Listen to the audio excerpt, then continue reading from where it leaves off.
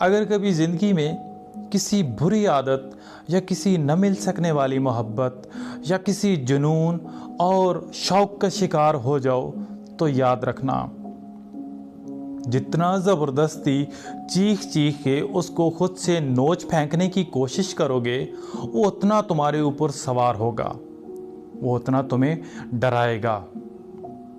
इन चीज़ों का मुकाबला भी बिल्कुल ऐसे ही किया जाता है जैसे किसी बड़े खौफनाक दरिंदे का। पता है कैसे? पुरसुकून होकर खामोशी से बैठ जाओ, मज़ाहमत छोड़ दो, डरना छोड़ दो। अपनी ख्वाहिश, जुनून और पागलपन से जब हम डरना छोड़ देते हैं तो यह फेज भी निकल जाता है। तुम पुरसुकून होके उसके गुजर जाने का इंतजार करो, रिलैक्स करो। ये तुम्हें कुछ भी नहीं कह सकता जब तक तुम पुरसुकून हो।